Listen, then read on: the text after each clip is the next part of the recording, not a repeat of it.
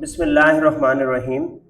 आज की वीडियो बेटा 9th क्लास केमिस्ट्री के बच्चों के लिए है। चैप्टर नंबर 2 एटॉमिक स्ट्रक्चर को हम डिटेल से डिस्कस करेंगे। वन बाय वन टॉपिक्स को डिस्कस करते हैं और जहां कहीं ज़रूरत होगी साथ में मैं आपको क्वेश्चंस भी मार्क करवा दूंगा ताकि आपको तैयारी में आसानी रहे। चैप्टर नंबर 2 में शुरू में वो कुछ आपके पास इंट्रोडक्टरी पैराग्राफ लिखता है कि elements are very different from one another. Elements एक दूसरे से मुख्तलिफ होते हैं। Large number of elements exist as solid, very few as liquid, while the rest exist as gases. कि ज़्यादा मिकदार सॉलिड्स की है मौजूद, very few are present as liquid, बहुत कम लिक्विड की शक्ल में पाए जाते हैं, और जो बाकी बच जाते हैं वो किस फॉर्म में है, गैसेस। तो 3 states of matter, solid, liquid और गैस। सॉलिड ज़्यादा मिकदार में है हमारे माहौल में, लिक्विड उससे कम और गैसेस उससे भी कम। All these elements are made up of atoms. तमाम एलिमेंट्स किससे मिलकर बने हैं, एटम से मिलकर बने हैं। फिर कहता है have you ever thought why these elements are so different from one another. कभी आपने सोचा है कि ये तमाम एलिमेंट एक दूसरे से मुख्तलिफ क्यों हैं। Sulphur looks different from gold. Sulphur और सोने में, गोल्ड में फर्क है। कहता it is very different from bromine, जबकि ये दोनों ब्रोमीन से मुख्तलिफ हैं। इसी तरह लिखता है iron is a heavy metal while aluminium and zinc are light metals. Iron जो है वो एक भारी धात है, जबकि एल्युमिनियम और जिंक जो है हल्की धातें हैं। Metals are mostly lustrous, non metals are dull. कि धातें जो है वो चमकदार हैं, जबकि जो नॉन मेटल्स हैं जिनमें सल्फर हो गया, कार्बन हो गया, ये आपकी रफ टेक्सचर रखती हैं, डल होती हैं, चमकदार नहीं होती। Difference in properties of elements is due to difference in properties of their constituent atoms. कि ये जो इनकी खसूसियात का फर्क है एलिमेंट्स की, ये किस वजह से है, क्योंकि उसकी एटम्स की नेचर डिफरेंट है जिसके ऊपर वो मिलकर बने हुए हैं एलिमेंट्स। जब उनके एटम्स डिफरेंट है तो लिहाजा उनकी खसूसियात भी डिफरेंट है। 2.1 टॉपिक है आपका स्ट्रक्चर ऑफ एटम पे। अब स्ट्रक्चर ऑफ एटम में थोड़ी सी पहले उसकी थ्योरी लिखता है, फिर आपके पास एटम की एलिमेंट्स के डिस्कवरी के एक्सपेरिमेंट्स लिखता है और उनकी प्रॉपर्टीज भी बताएगा कि एटम के अंदर जो छोटे ज़र्रात इलेक्ट्रॉन, प्रोटॉन और न्यूट्रॉन पाए जाते हैं उनकी क्या प्रॉपर्टीज हैं। तो सबसे पहले स्टार्ट करता है, idea of atom was first proposed in Greece when the philosopher Democritus declared that all matter is made of tiny particles. कि एटम का जो नजरिया है वो सबसे पहले यूनान से स्टार्ट हुआ, जब आपके एक फलसफादान डेमोक्राइटस ने कहा कि मैटर जो है वो छोटे छोटे ज़र्रात से मिलकर बना है। He named this particle as atom. उसने इन ज़र्रात का नाम एटम रख दिया। Particle that can not be further subdivided. Basically word है अटॉमस। अटॉमस वर्ड है यूनानी ज़बान का, जिसका मतलब है कि उसे मजीद तोड़ा या काटा नहीं जा सकता। वहां से वर्ड निकला एटम। कहता है एक ऐसा पार्टिकल जिसे मजीद तोड़ा नहीं जा सकता। Around 1800 the English chemist John Dalton did many experiments with compounds. सन 1800 के करीब अंग्रेज केमिस्ट जॉन डाल्टन ने बहुत से तजर्बात किए कंपाउंड्स के साथ। That provided the evidence for the existence of atom, जिसने सबूत पेश किए कि वाकई ही एटम का वजूद है, एटम मौजूद है। In the last decade of 19th century, 19वीं सदी की आखिरी दहाई में, आखिरी दहाई का मतलब होता है बेटा आखिरी 10 साल, a group of scientist were trying to pass electricity through gases at reduced pressure. बहुत से साइंसदानों ने तजर्बात किए कि वो गैस के अंदर से बिजली पास करें कम प्रेशर पे। During the course of these experiments known as discharge tube experiments. इस दौरान ये जो डिस्चार्ज ट्यूब एक्सपेरिमेंट्स का दौर चल रहा था, they discovered that atoms are no longer the smallest particles of matter. कि एटम जो है वो मैटर के सबसे छोटे ज़र्रात नहीं हैं, रादर बल्कि there exist particle that are even smaller than atom. ऐसे ज़र्रात भी मौजूद हैं जो एटम से भी ज़्यादा छोटे हैं। In other words, atoms are composed of negatively charged particles called electrons and positive charged particle called proton. दूसरे अल्फाज में कहता यूं कह सकते हैं कि एटम के अंदर दो किस्म के ज़र्रात मौजूद पाए गए। नेगेटिवली चार्ज ज़र्रात का नाम इलेक्ट्रॉन और पॉजिटिवली चार्ज इलेक्ट्रॉन का नाम पॉजिटिवली चार्ज पार्टिकल्स का नाम proton. It was also discovered that a proton is 1836 times heavier than an electron। कहता है ये भी डिस्कवरी हुई, ये भी इजाद हुआ कि 1836 गुना मैस ज्यादा है प्रोटॉन का इलेक्ट्रॉन की निस्बत। तो ये आपकी एमसीक्यूज है, आप इस एमसीक्यूज को निशान लगा लें। In a discharge tube, the presence of negatively charged particle were ascertained because of their deflection toward the positive plate in electric field। Discharge tube experiment में कहता है ये बिल्कुल कंफर्म हो गया कि इलेक्ट्रॉन नेगेटिवली चार्ज पार्टिकल ही है। क्या वजह? क्योंकि वो इलेक्ट्रिक फील्ड में पॉजिटिव प्लेट की तरफ मूव कर रहे थे। इसी तरह पॉजिटिवली चार्ज पार्टिकल्स भी कंफर्म हो गए क्योंकि उनका झुकाव नेगेटिव प्लेट की तरफ था।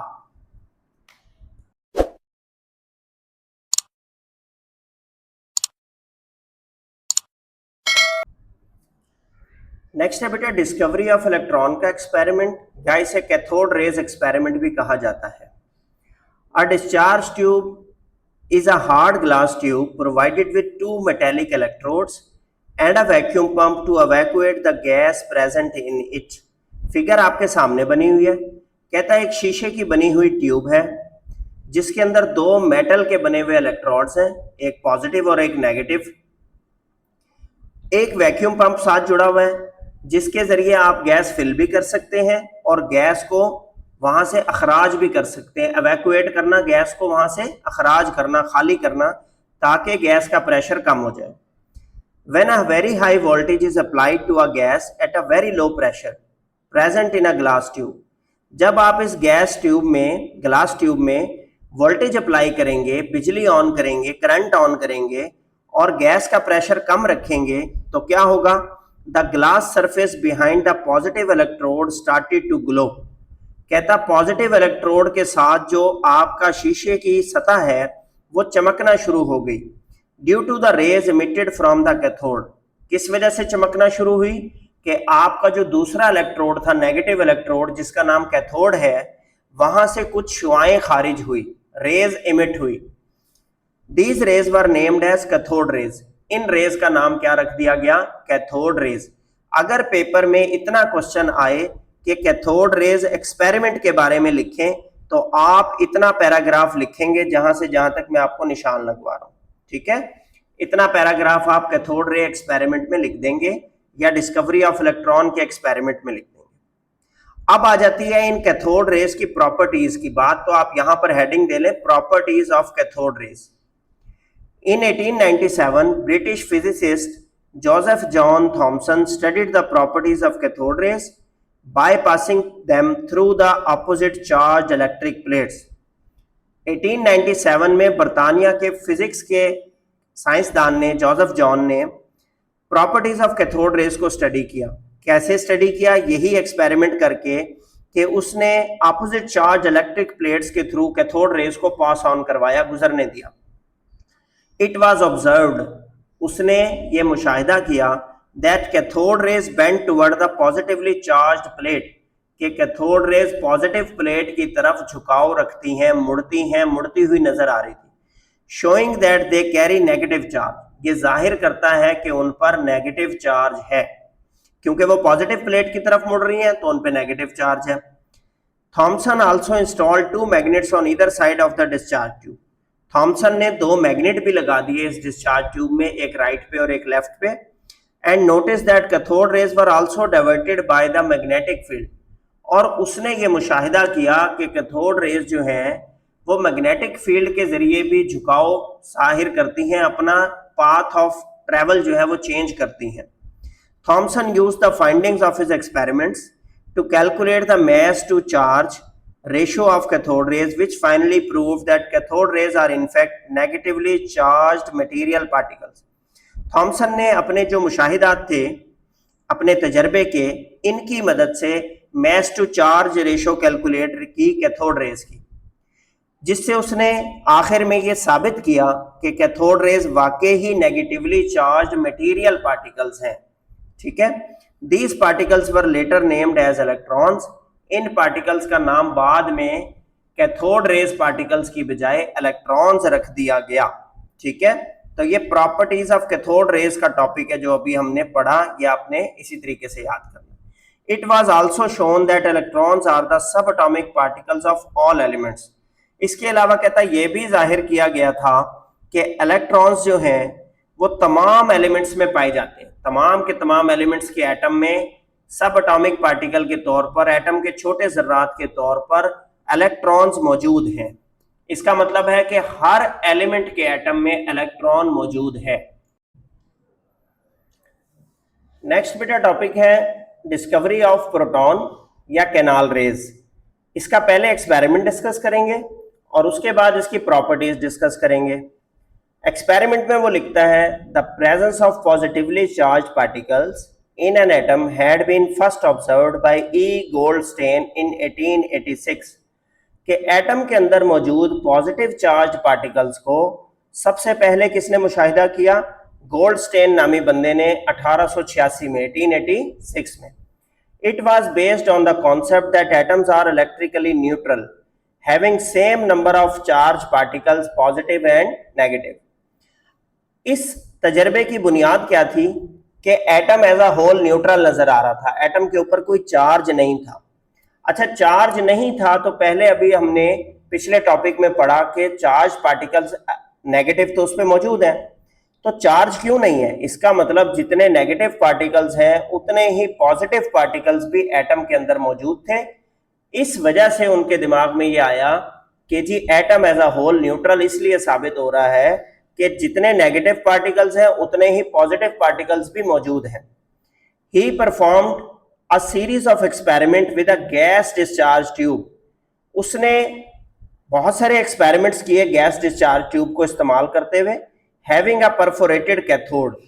अब इसने जो मेटालिक इलेक्ट्रोड इस्तेमाल किया कैथोड, वो परफोरेटेड था। परफोरेटेड का मतलब जालीनुमा। अगर आप इस तस्वीर में देखें तो इस तस्वीर में आपको जालीनुमा कैथोड नजर आ रहा है, बीच में सुराख है।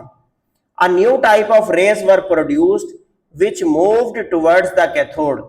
और नई किस्म की रेज जो है वो पैदा हो रही थी जो कि कैथोड की तरफ जा रही थी। उनकी डायरेक्शन ऑफ मूवमेंट कहां थी? नेगेटिव इलेक्ट्रोड, कैथोड की तरफ। He called these rays as canal rays. तो इसने उन रेज का नाम क्या रख दिया? कैनाल रेज रख दिया। अब प्रॉपर्टीज ऑफ कैनाल रेज को डिस्कस करते हैं। Properties of these rays seem to vary depending on the gas used in the discharge tube. एक डिफरेंस पिछली प्रॉपर्टीज कैथोड रेज की प्रॉपर्टीज से यहां पर यह सामने आया कि अगर हम गैस डिस्चार्ज ट्यूब में गैस तब्दील कर दें, किसी और गैस को इस्तेमाल करें, तो कैनाल रेज की प्रॉपर्टीज तब्दील होती थी, जबकि कैथोड रेज के मामले में गैस तब्दील करने से उनकी प्रॉपर्टीज तब्दील नहीं होती। In fact, दरअसल what he discovered was gas ions and this also included hydrogen ions। कहता दरअसल हुआ क्या था कि उसने ये जो डिस्कवर किए थे पार्टिकल्स, ये गैस आइंस थे जिनमें हाइड्रोजन आइंस भी शामिल थे, H+1। Rutherford Goldstein at that time knew nothing about its significance. उस वक्त गोल्डस्टेन को नहीं पता था कि उसने कितना बड़ा कारनामा कर दिया, क्या अहमियत की चीज उसने डिस्कवर की है। In 1917, Rutherford performed experiments which proved that the hydrogen nucleus is present in other nucleus। कि 1917 में रदरफोर्ड ने और मजीद तजर्बात किए जिससे उसने ये साबित किया कि हाइड्रोजन न्यूक्लियस बाकी तमाम न्यूक्लियस के अंदर भी मौजूद है। हाइड्रोजन न्यूक्लियस को इसलिए प्रोटॉन कहा जाता है, पॉजिटिव पार्टिकल। तो प्रोटॉन जो है वो तकरीबन तमाम एटम के न्यूक्लियस में मौजूद है। Rutherford thought that a hydrogen nucleus or proton must be the fundamental building block of all nuclei।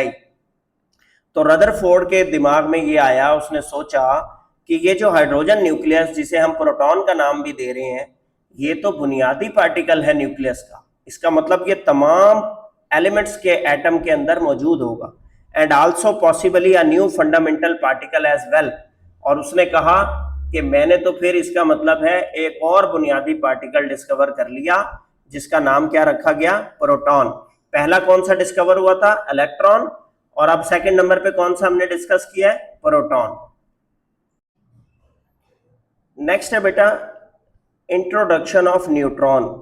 Third particle जो डिस्कवर हुआ वो क्या था, न्यूट्रॉन। अब ये कैसे डिस्कवर हुआ, सीरीज ऑफ एक्सपेरिमेंट्स परफॉर्म होती रही, मुख्तलिफ साइंसदान काम करते रहे।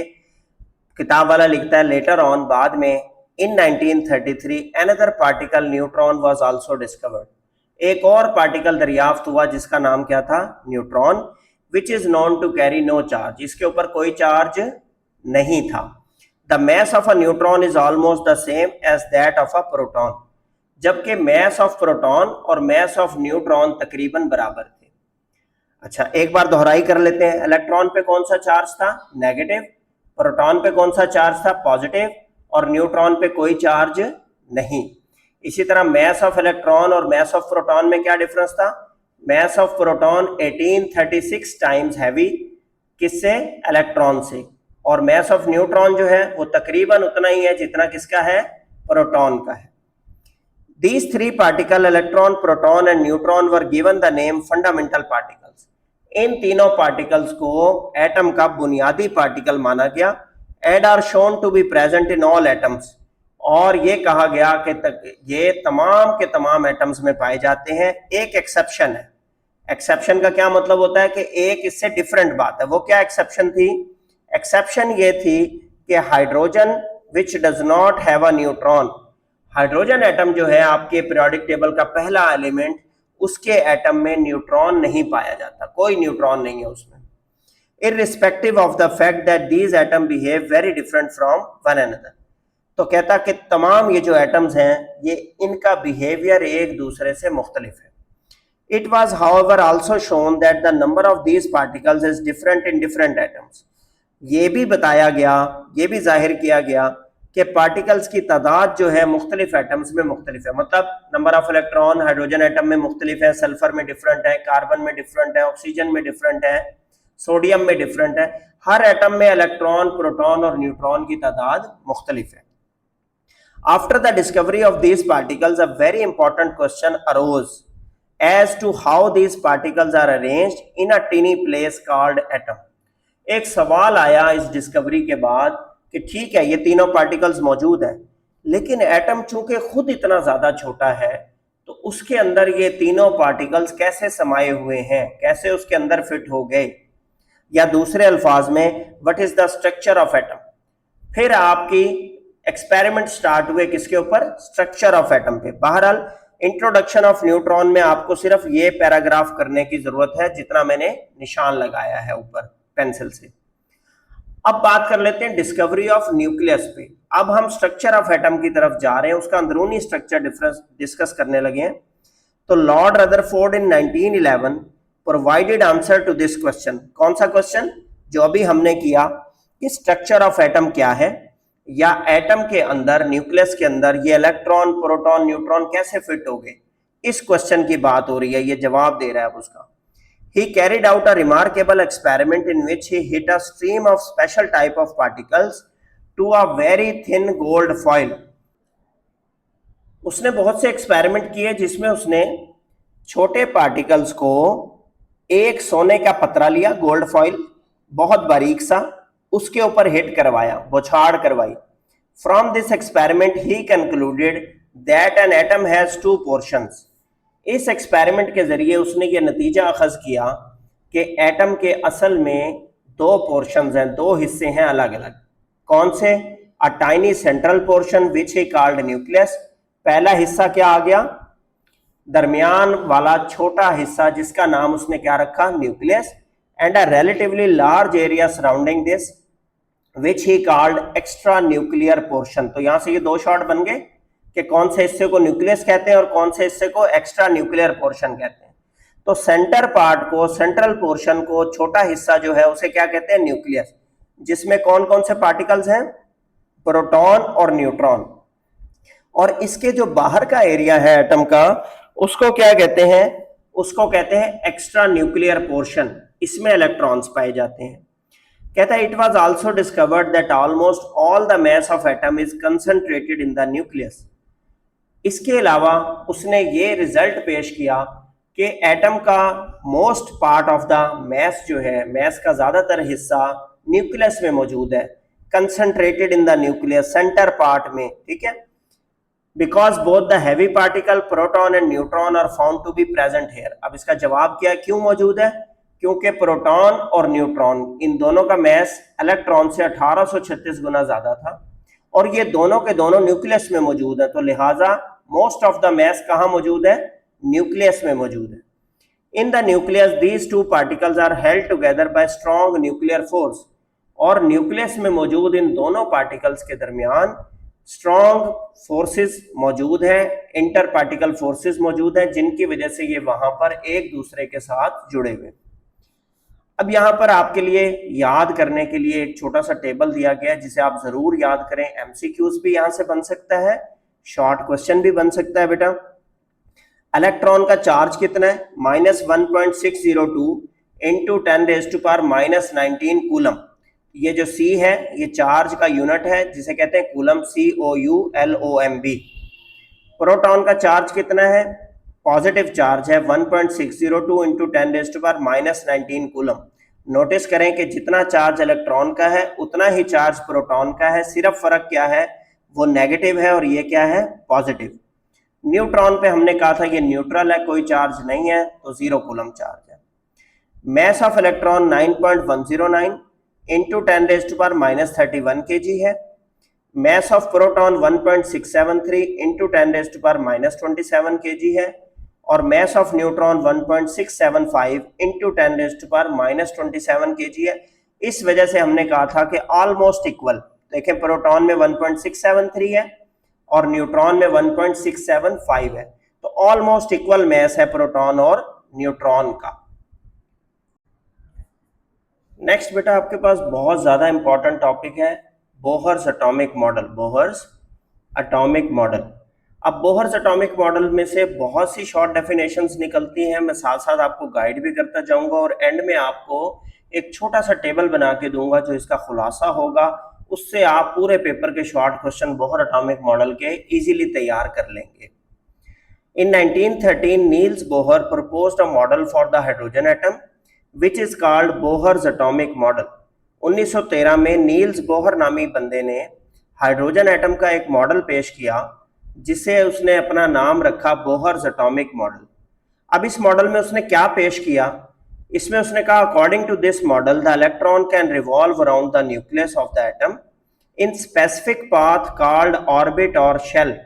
उसने कहा इलेक्ट्रॉन न्यूक्लियस के इर्द गिर्द घूमते हैं लेकिन उनका रास्ता फिक्स है, उनका मदार फिक्स है, उस मदार को, उस रास्ते को ऑर्बिट या शेल कहते हैं। तो यहां से ऑर्बिट और शेल की क्या आ गई आपके पास? डेफिनेशन आ गई। When the electron is revolving in one of these orbits, its energy level is fixed। जब इलेक्ट्रॉन अपने शेल में मूव करता है, ऑर्बिट में मूव करता है, उसका एनर्जी लेवल फिक्स होता है, क्वांटम होता है, क्वांटाइज्ड होता है, चेंज नहीं होता। तो आप ये शेल की डेफिनेशन मार्क कर लें, जो मैंने पेंसिल से निशान लगाया हुआ, आप लिखेंगे according to Bohr's model electron can revolve around the nucleus in specific path called orbit और शेल। और इसकी एग्जाम्पल में लिख देंगे for example K, L, M और एन। शेल्स के नाम क्या है? के, एल, एम और एन। फिर आगे when the electron is present in orbit which is closest to the nucleus its energy is minimum and it is called the ground state of the atom. तो यहां से एक डेफिनेशन आपके पास निकल आई ground state of the atom की, कि जब आपका जो इलेक्ट्रॉन है वो किसमें होता है? न्यूक्लियस के करीबी शेल में। न्यूक्लियस का करीबी शेल पहला शेल कहलाएगा आपका, तो उसका एनर्जी लेवल सबसे कम होता है, तो इसको ground state of the atom कहते हैं, जब उसका एनर्जी लेवल मिनिमम होता है। Orbits that are further away from the nucleus possess successively greater energy. वो ऑर्बिट जो न्यूक्लियस से दूर जाते जाते हैं उनमें इलेक्ट्रॉन का एनर्जी लेवल ज्यादा होता है। Electron is not allowed to occupy a space in between the orbits। और ऑर्बिट्स के दरमियान कोई इलेक्ट्रॉन नहीं पाया जाएगा। इलेक्ट्रॉन किसी ना किसी फिक्स ऑर्बिट में ही घूमेगा, चाहे वो के ऑर्बिट हो, के शेल हो, एल हो, एम हो या एन हो। नेक्स्ट बात करते हैं, since electron present in each shell has a fixed energy these shells are called as energy levels. Shells को एनर्जी लेवल्स भी कहा जाता है। क्यों एनर्जी लेवल कहा जाता है? क्योंकि जो इलेक्ट्रॉन शेल्स में मौजूद हैं उनकी एनर्जी लेवल फिक्स है, इस वजह से शेल्स को एनर्जी लेवल भी कहा जाता है। तो यहां से एनर्जी लेवल की आपकी डेफिनेशन निकल आई, मार्क भी की हुई है मैंने। The shell which is nearest to the nucleus is called first shell. जो सबसे पहला शेल है, न्यूक्लियस के करीब है, उसको फर्स्ट शेल कहते हैं, उसका नाम के शेल है। And the electron present in it has a fixed value of energy, और इलेक्ट्रॉन की एनर्जी लेवल उसमें फिक्स रहेगा।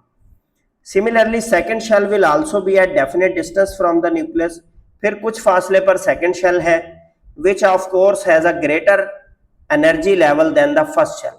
तो सेकेंड शेल के जो एनर्जी लेवल है वो पहले वाले से क्या होगा, ज्यादा। Electron present in it will possess greater value of energy. Second shell के इलेक्ट्रॉन का एनर्जी लेवल पहले शेल के इलेक्ट्रॉन के एनर्जी लेवल से ज्यादा होगा। इसी तरह नेक्स्ट थर्ड पे और फोर्थ पे एनर्जी लेवल बढ़ता चला जाएगा। अब आगे बात करते हैं सब शेल्स की। आप डेफिनेशन मार्क कर लें। ईच शेल इज फर्दर सब डिवाइडेड इनटू सब शेल और ऑर्बिटल। हर शेल को मजीद सब शेल्स में तकसीम किया जाता है, जिन्हें ऑर्बिटल्स कहते हैं। तो ये किस चीज की डेफिनेशन है, सब शेल या ऑर्बिटल की। एग्जाम्पल के तौर पे आप लिखेंगे एस, पी, डी और एफ। सब शेल्स के नाम क्या है, एस, पी, डी और एफ। कहता है number of sub shell present in a shell is equal to the value of n for that shell. कितने सब शेल एक शेल में पाए जाएंगे, ये डिपेंड करता है एन वैल्यू पे। और एन वैल्यू क्या है, के शेल की एन वैल्यू 1 है, एल शेल की 2 है, एम की 3 है और एन की 4 है। अब आगे एग्जांपल देके बताता है, for the first shell n is equal to 1 K shell, it will therefore only have 1 sub shell which is called S sub shell. तो के शेल का एन नंबर 1 है, लिहाजा इसमें सिर्फ एक सब शेल आएगा, वो कौन सा होगा, S. For n is equal to 2 there will be 2 sub shell. L shell जो है जिसका एन नंबर 2 है, उसमें 2 सब शेल आएंगे, एस और P. Second shell will therefore have 2 sets of sub shell. इसी तरह थर्ड शेल जिसका एन नंबर 3 है, उसमें एस, पी और डी 3 सब शेल होंगे। और फोर्थ शेल जो है जिसका एन नंबर 4 है, तो उसमें 4 सब शेल होंगे, एस, पी, डी और एफ। ठीक है।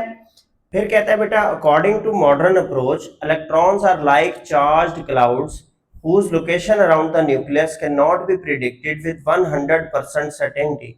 कि आज की मॉडर्न फिजिक्स ये कहती है कि इलेक्ट्रॉन्स जो है चार्ज क्लाउड्स की तरह हैं, जिनकी लोकेशन को आप 100% एक्यूरेसी के साथ मेजर नहीं कर सकते। हम सिर्फ इतना कह सकते हैं कि probability of finding the electron at a certain probable distance from the nucleus, कि एक प्रोबेबिलिटी निकाल सकते हैं कि तकरीबन इतने फासले पर ये मदार मौजूद है जिसमें इलेक्ट्रॉन्स हैं। ठीक है। अब आपके पास यहाँ पर एक एमसीक्यूज लिखा हुआ है, जिसे आप मार्क कर लें, लिख लें ऊपर एमसीक्यूज।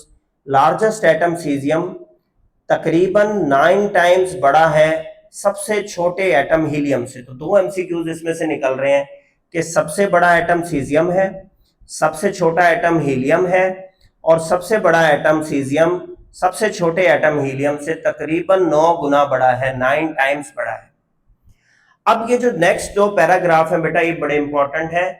इसमें हमने डिस्कशन ये करनी है कि शेल्स में मैक्सिमम नंबर ऑफ इलेक्ट्रॉन कितने आ सकते हैं और सब शेल्स में मैक्सिमम नंबर ऑफ इलेक्ट्रॉन्स कितने आ सकते हैं। तो शेल्स में जो मैक्सिमम नंबर ऑफ इलेक्ट्रॉन्स आ सकते हैं, उसके लिए फार्मूला निकाला गया है 2n²। तो पढ़ते हैं इसे। In order to find out the number of electron which can be accommodated in these extra nuclear shells, scientist have devised a formula called 2n², where n is the shell number and so on, they represent the number of shells। तो formula क्या है, 2n²। अगर आपका पहला shell होगा तो n की जगह 1 फिल कर देंगे, दूसरा शेल होगा तो 2, तीसरा होगा तो 3, चौथा होगा तो 4 एंड सो ऑन।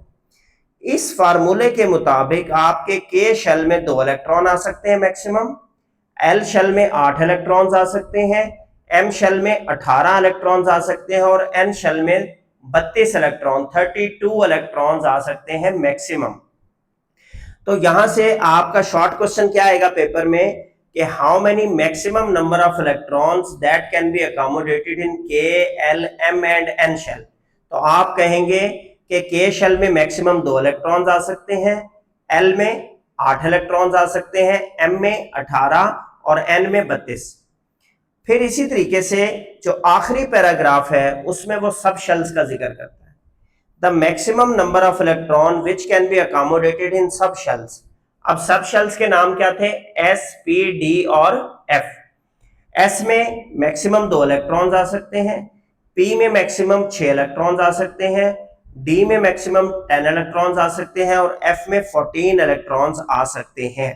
ठीक है, तो यहां से शॉर्ट क्वेश्चन क्या बनेगा इस पैराग्राफ से?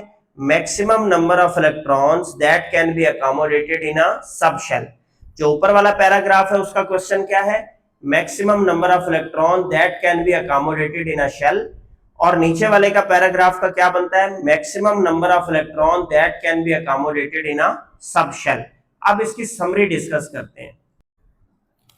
अच्छा बेटा, समरी याद कर लें ताकि इससे आपके एमसीक्यूज भी हो जाएंगे, शॉर्ट क्वेश्चंस भी बहुत सारे कवर हो जाएंगे इस एक स्लाइड से आपके। देखें एन नंबर क्या था? 1, 2, 3 और 4। फर्स्ट शेल का नाम था हमारे पास K, सेकंड शेल का नाम था L, थर्ड शेल का नाम था M और फोर्थ शेल का नाम था N। अब हमने कहा था जिस शेल का जो N नंबर होगा उतने ही उसमें सब शेल होंगे। तो K का N नंबर 1 है तो सिर्फ पहला सब शेल आएगा, L का N नंबर 2 है तो इसमें 2 सब शेल आएंगे, SB और PB। M का शेल नंबर N है तो इसके पास आएगा SP और D सब शेल। और आपके पास N का N नंबर 4 है तो 4 सब शेल आएंगे, SP, D और F आपके पास। अब जो आपको सेकंड लास्ट पैराग्राफ पढ़ाया गया कि maximum number of electrons in a shell कितने आएंगे, उसके लिए आपने फार्मूला क्या लगाना है बेटे? 2n का स्क्वायर। तो 2 इंटू n की वैल्यू यहां पर 1 है, 1 का स्क्वायर आपने पुट किया, 1 का स्क्वायर 1 ही होता है, मल्टीप्लाई हुआ 2 से, तो 2 इलेक्ट्रॉन्स मैक्सिमम आ सकते हैं किस शेल में? K शेल में। K शेल में मैक्सिमम कितने इलेक्ट्रॉन रिजाइड कर सकते हैं? 2।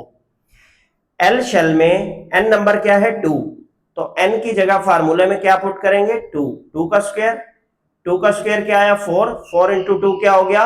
8, तो ये कितने हो गए? 8 इलेक्ट्रॉन्स।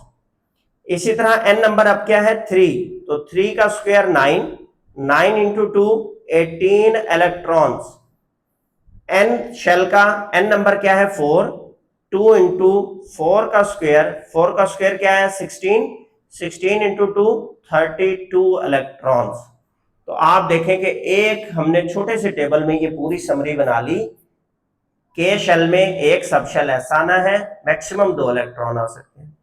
इसके अलावा लास्ट पैराग्राफ में हमने डिस्कस किया था कि सब शेल में मैक्सिमम इलेक्ट्रॉन कितने आते हैं। तो S में आते हैं आपके मैक्सिमम इलेक्ट्रॉन कितने आ सकते हैं? 2 इलेक्ट्रॉन्स। P में कितने आ सकते हैं? 6 इलेक्ट्रॉन्स। D में कितने आ सकते हैं? 10 इलेक्ट्रॉन्स। और चौथा सबशेल आपका क्या है? F। F में कितने आ सकते हैं? 14 इलेक्ट्रॉन्स। इसका आप स्क्रीनशॉट ले लें, इस समरी को याद करें, इससे आपके एमसीक्यूज भी निकलते हैं, शॉर्ट क्वेश्चंस भी तैयार होते हैं। नेक्स्ट बेटा आपका टॉपिक है atomic number and mass number. इस टॉपिक को आपको पूरा का पूरा लॉन्ग में तैयार करने की जरूरत नहीं है। इसमें मेन 3 डेफिनेशंस हैं जो आपने तैयार करनी है, वो मैं आपको मार्क करवा रहा हूँ। सबसे पहली डेफिनेशन एटॉमिक नंबर की। एटॉमिक नंबर क्या होता है? किसी एटम में मौजूद प्रोटॉन्स की तादाद। The number of protons present in the atom of element is always fixed and is called the atomic number of that element. और वो उसका क्या कहलाता है? एटॉमिक नंबर कहलाता है। Since atom as a whole is electrically neutral, चूंकि atom neutral होता है तो जितने इलेक्ट्रॉन होते हैं उतने ही उसमें प्रोटॉन होते हैं। साथ में आप लिखेंगे कि atomic number of element is represented by Z। Atomic number का सिंबल क्या है? Z। एक एग्जांपल आप छोटी सी दे देंगे, for example atomic number of oxygen is 8। तो ये 2 नंबर की आपकी डेफिनेशन यहां से मार्क हो जाएगी। जिस बच्चे ने निशान नहीं लगाया वो यहां से निशान लगा ले। द नंबर ऑफ प्रोटॉन से आपने शुरू करना है और यहां तक लिख के एटॉमिक नंबर Z तक एक एग्जांपल आपने दे देनी। नेक्स्ट आपके पास आ जाता है मैस नंबर। अच्छा, मैस नंबर जो है वो क्या है? The total number of protons and neutron present in atom almost account for the total mass of atom, कि आपका मास ऑफ एटम किससे बनता है, प्रोटॉन प्लस न्यूट्रॉन को मिलाकर। इसको न्यूक्लियॉन नंबर भी कहते हैं, मास नंबर भी कहते हैं। तो ये दो डेफिनेशंस हो गई, चाहे न्यूक्लियॉन नंबर के नाम से आ जाए या मास नंबर के नाम से आ जाए। इसका सिंबल लिखेंगे, इट इज रिप्रेजेंटेड बाय ए, और एक एग्जांपल देंगे, for example mass number of oxygen is 16। तो ये अक्सर औकात पेपर में अलग अलग भी आ जाती हैं, इकट्ठी भी आ जाती हैं कि difference between atomic number and mass number, या कोई एक अकेली भी आ सकती है। नेक्स्ट इसमें से जो एक शॉर्ट क्वेश्चन निकल रहा है इस पैराग्राफ से, वो क्या है, the number of neutron present in atom can be calculated, कि अगर आपको नंबर ऑफ न्यूट्रॉन्स निकालने हो किसी एटम के तो उसका क्या तरीका है। उसके लिए आपके पास एटॉमिक नंबर और मास नंबर का होना जरूरी है।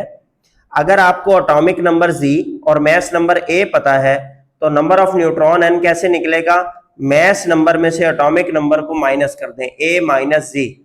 For example number of neutron in sulphur atom, अब ये जो सल्फर के साथ नीचे 16 लिखा हुआ है, ये इसका क्या है, एटॉमिक नंबर है, Z की वैल्यू यहाँ पे क्या है 16, और इसी तरीके से इसका मास नंबर ऊपर क्या लिखा हुआ है 32, तो A की वैल्यू क्या है 32।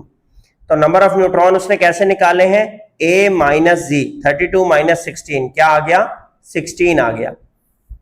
इसी की बुनियाद पर आपको एक एग्जाम्पल दी हुई है सेम इसी पैटर्न पे, calculate the number of neutron, proton and electron in barium. अब बेरियम का आपके पास 56,137 लिखा हुआ है, 56 इसका क्या आ जाएगा, Z नंबर, तो Z नंबर क्या हो गया 56 एटॉमिक नंबर, और आपका मास नंबर क्या हो गया A 137। तो जब आपने नंबर ऑफ न्यूट्रॉन निकालने हैं तो A माइनस Z करना है, 137 माइनस 56 क्या आ गया आपके पास 81। पहली चीज निकल आई नंबर ऑफ न्यूट्रॉन। दूसरा उसने पूछा था नंबर ऑफ प्रोटॉन और इलेक्ट्रॉन बताएं। अब आपको बार बार लेक्चर में बताया गया कि प्रोटॉन और इलेक्ट्रॉन की तादाद बराबर होती है, और नंबर ऑफ प्रोटॉन को ही तो उसका एटॉमिक नंबर कहते हैं। तो Z क्या है 56 है, तो नंबर ऑफ प्रोटॉन भी उसमें 56 है और नंबर ऑफ इलेक्ट्रॉन भी उसमें कितने हैं 56 हैं आपके पास। नेक्स्ट हमारे पास बेटा टॉपिक है आइसोटोप्स एंड देयर मैसेज। इस टॉपिक में से सबसे पहले आपके पास 2 नंबर की डेफिनेशन आ सकती है, आप उसको मार्क करेंगे, what are isotopes, give example. तो यहां पर डेफिनेशन मैंने मार्क करवाई है, आपको निशान लगवा लें। Atoms of the same element having different number of neutrons in their nucleus are called isotopes। ऐसे एटम जिनके न्यूक्लियस में न्यूट्रॉन्स की तादाद डिफरेंट हो और वो एक ही एलिमेंट के एटम हो, एटम उसी एलिमेंट के होने चाहिए, उनको आइसोटोप्स कहते हैं, और इस प्रोसेस को, इस फिनोमिनन को आइसोटोपी कहते हैं। ठीक है, फॉर एग्जांपल कार्बन के 3 आइसोटोप्स हैं, जिसको कार्बन 6, कार्बन 7 और कार्बन 8 बोला जाता है। किस बुनियाद पर कार्बन 6, 7, 8 बोला जाता है, इनके एटॉमिक नंबर की बुनियाद पर। कार्बन 6, 12 पहला आइसोटोप हो गया, कार्बन 6, 13 सेकेंड आइसोटोप हो गया, 6, 14 थर्ड हो गया। अब इसमें आप 12 माइनस 6 करेंगे तो पहले आइसोटोप में 6 न्यूट्रॉन है, 13 माइनस 6 करेंगे तो क्या आएगा 7, दूसरे आइसोटोप में आपके पास 7 न्यूट्रॉन है, और 14 माइनस 6 करेंगे तो क्या आ जाएगा 8, तीसरे आइसोटोप में आपके पास 8 न्यूट्रॉन है। सेकंड जो क्वेश्चन इसमें से बन सकता है वो क्या है, आइसोटोप्स ऑफ हाइड्रोजन के ऊपर नोट लिखा हुआ है कि हाइड्रोजन के कितने आइसोटोप्स हैं। हाइड्रोजन के 3 आइसोटोप्स हैं, प्रोटियम, ड्यूटेरियम और ट्रिटियम। प्रोटियम को H11 लिखा जाता है, ड्यूटेरियम को H12 लिखा जाता है और ट्रिटियम को H13 लिखा जाता है। क्यों कि जो प्रोटियम है H11 इसमें 0 न्यूट्रॉन है, इसमें कोई न्यूट्रॉन नहीं है, 1 माइनस 1 0। जो ड्यूटेरियम है H12 उसमें 2 न्यूट्रॉन है, 1 न्यूट्रॉन है सॉरी, 2 माइनस 1 1। और जो ट्रिटियम है H13 3 माइनस 1 उसमें कितने न्यूट्रॉन है 2। यहां पर इनके स्ट्रक्चर भी बना के दिए गए हैं, अगर आप गौर से देखें तो पहले उसने हाइड्रोजन एटम बनाया, एक प्रोटॉन 1 है, प्रोटॉन 1 है 1 न्यूट्रॉन है, और प्रोटॉन 1 है 2 न्यूट्रॉन है। ये प्रोटियम हो गया, ये ड्यूटेरियम हो गया और ये ट्रिटियम हो। इसी तरह कार्बन एटम के आइसोटोप्स बने हुए हैं। ये कार्बन 612 हो गया, इसमें 6 न्यूट्रॉन है। ये कार्बन 613 हो गया, इसमें 7 न्यूट्रॉन है। ये कार्बन 614 हो गया, इसमें कितने न्यूट्रॉन है? 8 न्यूट्रॉन है। नेक्स्ट आपके पास बेटा टॉपिक है radio active isotopes. Radio active isotopes किन आइसोटोप्स को कहते हैं? जो रेडिएशन इमिट करते हैं। और क्यों रेडिएशंस, क्यों शुआएं इमिट करते हैं? क्योंकि इनके न्यूक्लियस अनस्टेबल होते हैं, ऑटोमेटिकली फिशन रिएक्शन में जाते हैं, टूटते हैं, तो लिहाजा रेडिएशन इमिट करते हैं। ठीक है, अब आपके पास आ गया several isotopes of the same elements exist whose nucleus are unstable। बहुत से कहता है ऐसे आइसोटोप्स हैं कुछ एलिमेंट्स के जिनके न्यूक्लियस अनस्टेबल हैं, कमजोर हैं। They emit excess energy in the form of radiation, और वो एनर्जी खारिज करते हैं रेडिएशंस की फॉर्म में।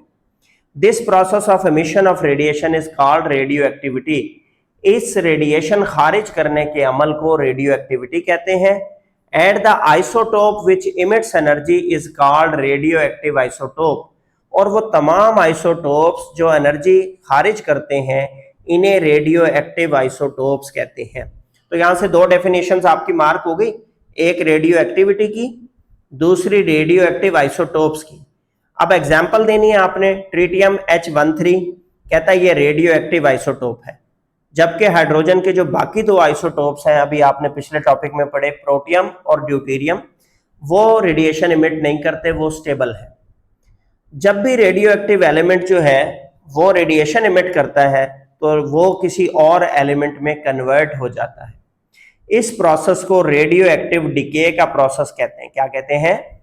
Radio active decay. डिके का मतलब होता है वैसे गलना सड़ना, लफ्जी मानी टूटना, तो यहां पर हम कह देंगे टूटना। रेडियो एक्टिव डिके मतलब रेडिएशन खारिज होने की वजह से वो डिके के प्रोसेस में चला गया, टूट गया।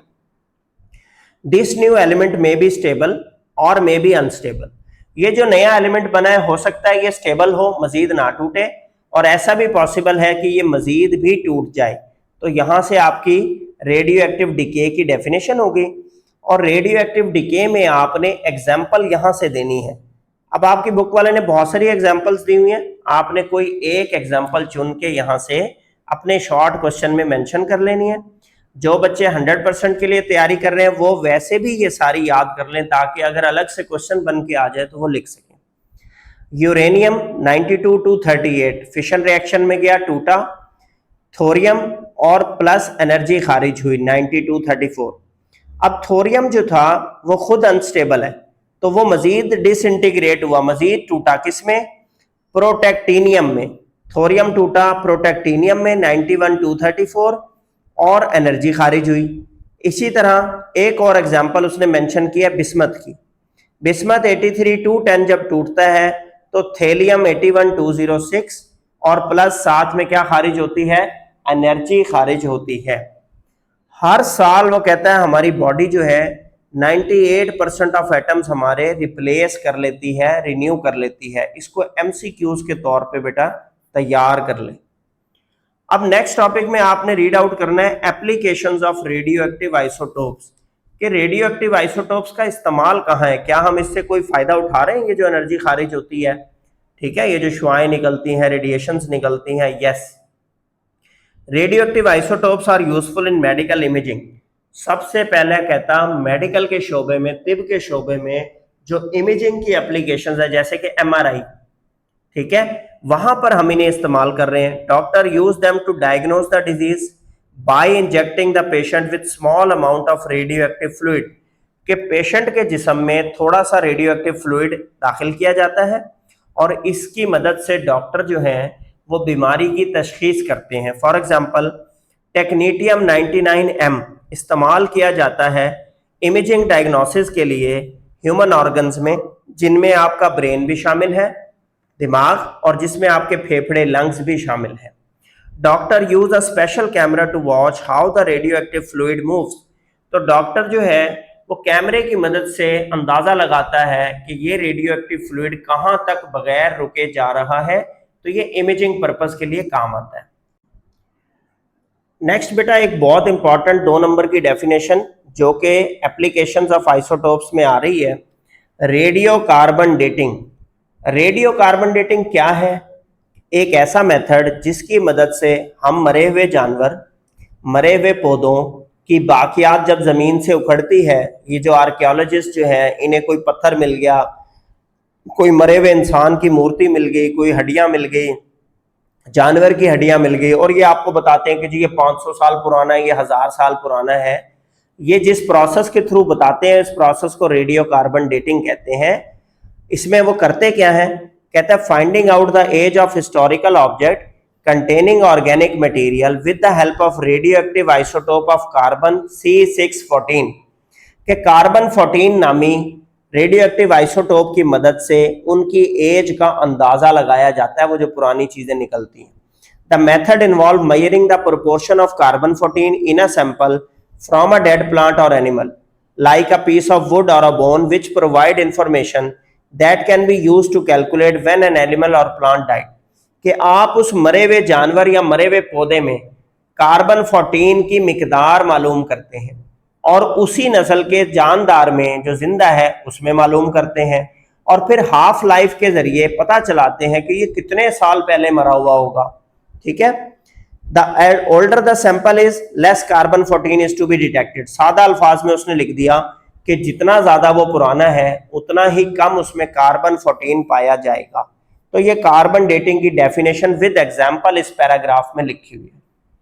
लास्ट पैराग्राफ में वो लिखता है radioactive isotopes are used to test the strength of metals and concrete mixture.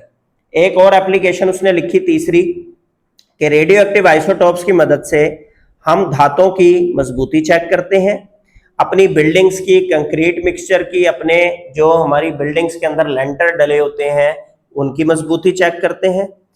चौथा यूज उसने लिखा है they are use to generate cheap nuclear power and to find oil fields, कि हम इसकी मदद से सस्ती बिजली पैदा कर रहे हैं, ऑयल फील्ड्स का पता चला रहे हैं। और मेडिसिन के शोबे में they are use to diagnose and treat medical conditions, कि आपकी बीमारियों की तशखीस के लिए, उन बीमारियों को ठीक करने के लिए इस्तेमाल हो रहा है ये, जैसा कि कैंसर और थायराइड के बीमारी। एक और एमसीक्यूज ऊपर गुजर गया जो कि आप मार्क कर लें बेटा पेपर के लिए। गैलियम की एक इंपॉर्टेंट इंटरेस्टिंग प्रॉपर्टी है, वो क्या है कि मेल्टिंग पॉइंट इसका बॉडी टेम्परेचर से भी कम है, 37 डिग्री सेंटीग्रेड से भी कम है। एक और एमसीक्यूज आपको बता देता हूं कि बॉडी टेम्परेचर बेसिकली कितना है, 37 डिग्री सेंटीग्रेड। गैलियम का मेल्टिंग पॉइंट 37 डिग्री से भी कम है, लिहाजा ये रूम टेम्परेचर पे कभी जमता नहीं है, ये लिक्विड रहता है और ये एवेपोरेट भी नहीं होता। ठीक है, इसको भी नोट कर लें आप। नेक्स्ट बेटा हमारे पास टॉपिक है ionisation of atoms by a radioactive source. इसका क्या मतलब है कि रेडिएशंस की वजह से या रेडियो एक्टिविटी की वजह से कोई एटम जब आयंस में तब्दील होता है, उसके इलेक्ट्रॉन लूज होते हैं, तो इसको कहते हैं एटम का आयन में तब्दील हो जाना बावजह रेडियो एक्टिव सोर्स। तो radiation emitted from a radioactive source cause atom to ionise, कि जब किसी रेडियो एक्टिव सोर्स से रेडिएशंस निकलती हैं इसकी वजह से एटम्स आयंस में तब्दील होते हैं। For example radiation emitted by radioactive element radium 226 can remove electron from the atom, कि जो रेडियो एक्टिव एलिमेंट आपका है रेडियम 226 ये एटम में से इलेक्ट्रॉन्स तोड़ सकता है। ताहम this ionising radiation should have enough energy to remove the tightly bound electron from the orbit of atom. तो लिहाजा इस रेडिएशन में ये ताकत मौजूद है कि आपके न्यूक्लियस के शेल में से इलेक्ट्रॉन को तोड़ ले। Electron can be lost because an ionising radiation collides with the atom and forces the electron away from the atom.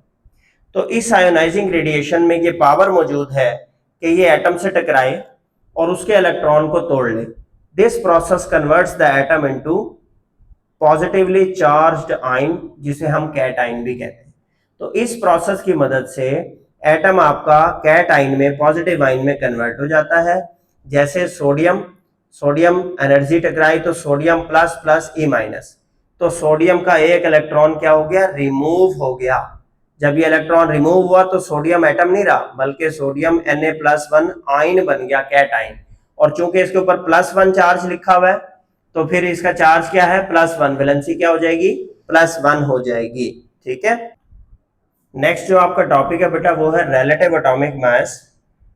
1961 में केमिस्ट ने एक नया स्केल, नया तरीका निकाला रिलेटिव मास ऑफ एटम निकालने का, जिसको हम रिलेटिव एटॉमिक मास कहते हैं। रिलेटिव का मतलब क्या है, in relation with, in reference with, किसी और के हिसाब से। अब वो किसी और कौन है जिसके हिसाब से मालूम करना है मास ऑफ एटम, उसकी डेफिनेशन आप मार्क करें। Relative atomic mass of element is defined as the mass of atom of that element relative to the mass of light isotope of carbon taken as 12। कि जब आपने relative atomic mass निकालना है किसी element का तो उसके mass को कंपेयर करना है कार्बन 12 आइसोटोप के mass से।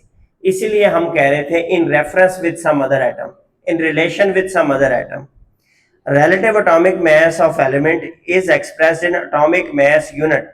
तो इसको हम जाहिर कैसे करते हैं, AMU से, एटॉमिक मास यूनिट से, जो कि 1/12 हिस्सा है कार्बन 12 एटम के मास का। कार्बन 12 एटम के मास का 1/12 हिस्सा, 1/12 हिस्सा। तो 1 AMU किसके बराबर है, 1.673 इंटू 10⁻⁻27 kg। इस वैल्यू को रट्टा लगा लेंगे, एमसीक्यूज में भी आ सकती है, शॉर्ट में भी। For example, mass of 1 atom of hydrogen on atomic mass scale is 1.0008 AMU। कि हाइड्रोजन 1 जो आइसोटोप है, एटम है, उसका एटॉमिक मास स्केल पर कितना AMU है, 1.008 वैल्यू है। इसी तरह एक एग्जांपल और याद कर लें सल्फर की। सल्फर 32 का रिलेटिव एटॉमिक मास कितना है, 31.972 AMU। ठीक है। अब यहां पर नीचे आपके पास टॉपिक में फार्मूला दिया हुआ है रिलेटिव एटॉमिक मास निकालने का फ्रॉम द आइसोटोपिक अबंडेंस। अब पहले तो आप अबंडेंस को समझें, व्हाट इज अबंडेंस। अबंडेंस का मतलब कि वो चीज कितनी ज्यादा मिकदार में मौजूद है। इसकी मदद से आपने रिलेटिव एटॉमिक मास निकालना है। इसमें आप ऊपर वाली कहानी को रहने दें, ठीक है। यहां से आप क्या करें, relative atomic mass of element can be calculated from the relative isotopic mass, add isotopic abundance by the following formula। अब क्या फार्मूला है relative atomic mass निकालने का using isotopic abundance से, m1 into p1 plus m2 into p2 plus m3 into p3 plus m4 into p4 plus m5 into p5। जितने mess आपको दिए हुए होंगे ना, आपने वहां तक लिख के रोक लेना है और डिवाइडेड बाय 100, डिवाइडेड बाय 100। अब यहां पर एलिमेंट क्रिप्टॉन के 5 आइसोटोप्स हैं, वो कहता है कितने, 5। उनके रिलेटिव आइसोटोपिक मास भी दिए हुए हैं और आइसोटोपिक अबंडेंस भी दिए। अबंडेंस को हम शो करेंगे P से और मास को हम शो करेंगे M से। तो लिहाजा इस टेबल में अगर मैं आपको बताऊं तो M1 आपका हो गया 80, M2 आ गया आपका 82, M3 आ गया आपका 83। इसी तरह P1 आ गया आपका 2.0, P2 आ गया आपके पास 12.0, P3 आ गया आपके पास 12.0। अगर हम इसको नेक्स्ट शिफ्ट करें पेज को, तो इसी एग्जाम्पल में आपके पास क्या आ रहा है, M4 आ गया आपके पास 84, M5 आ गया आपके पास 85, P4 आ गया आपके पास 57 और P5 आ गया आपके पास 17। अब आप इसकी वैल्यूज को फिल आउट कर दें। M1 into P1 80 multiply by 2 plus M2 into P2 82 multiply by 12 plus M3 into P3 83 multiply by 12, M4 into P4 84 multiply by 57, M5 into P5 85 into 17। इसको बेटा कैलकुलेट करें, डिवाइडेड बाय 100। यहां पर आप bracket लगा लीजिएगा ताकि आप कैलकुलेटर से पहले इन ब्रैकेट्स को सॉल्व करें, जहां पर मैं आपको ब्रैकेट लगा के दे रहा हूं, और उसके बाद आप इनको ऐड करें, आपके आंसर में गलती नहीं आएगी। तो आपका रिलेटिव एटॉमिक मास निकला क्रिप्टॉन का 83.7।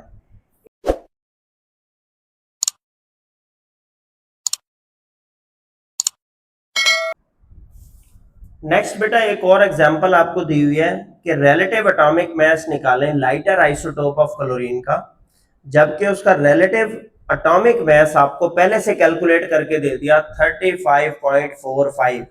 तो पिछले एग्जांपल में जो चीज हमने निकाली थी वो पहले कैलकुलेट शुदा है, relative atomic mass of chlorine. अब उसके आइसोटोप होते हैं बेटा दो, क्लोरीन 35 और क्लोरीन 37। अब क्लोरीन 35 का मास निकालना है हमने, जबकि उसकी अबंडेंस दी हुई है। अबंडेंस कितनी दी है उसने लाइटर आइसोटोप की 75.77।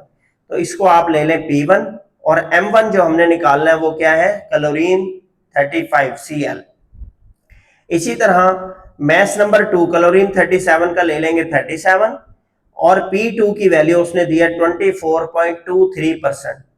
और रिलेटिव एटॉमिक मास फार्मूले में जो होता है उसका आंसर उसने पहले ही दे दिया, वो क्या दिया 35.45। तो फार्मूला लगाते हैं relative atomic mass of chlorine का, M1 into P1 plus M2 into P2 divided by 100। M1 आपको कैलकुलेट करना है, उसकी जगह क्लोरीन लिख दिया हमने, मल्टीप्लाई P1 की value 75.77 plus M2 37 into P2 की वैल्यू 24.23 डिवाइडेड बाय 100। और relative atomic mass of chlorine में आप क्या फिल कर देंगे 35.45। ठीक है। अब जो 100 यहां पर डिवाइड हो रहा है ये दूसरी साइड पे जाके बेटा मल्टीप्लाई हो जाएगा, तो बन गया 3545 और यहां रह गया क्लोरीन इंटू 75.77 प्लस 37 इंटू 24.20। अब ये जो टर्म आपकी मल्टीप्लाई होके प्रोडक्ट आ रही थी, यहां क्या हो रही थी, ये प्लस, आपने मल्टीप्लाई किया आंसर आया 896.51, आप उसको दूसरी साइड ले गए और आपने क्या कर दिया माइनस, और क्लोरीन के साथ 75.77 मल्टीप्लाई हो रहा था, इसे आपने जाके कर दिया डिवाइड, तो क्लोरीन का मैस आ गया 34.95। क्लोरीन 35 का मैस कितना निकला 34.95। तो इस तरीके से आप दोनों में से चाहे मैस निकालना आ जाए, अबंडेंस निकालनी आ जाए या रिलेटिव एटॉमिक मैस, आप कैलकुलेट कर सकेंगे। नीचे कुछ एक्सरसाइज के क्वेश्चन भी उसने दिए हैं, इसको भी आप सॉल्व करें ताकि आपकी प्रैक्टिस हो जाए। ये चैप्टर बेटा हमारा कंप्लीट हो गया है। मैंने शॉर्ट क्वेश्चंस भी आपको मार्क करवाए, जो एग्जांपल्स आई वो भी सॉल्व करवा दी। अगर आपका इसके बारे में कोई क्वेश्चन हो तो फिर आप कमेंट सेक्शन में पूछ सकते हैं।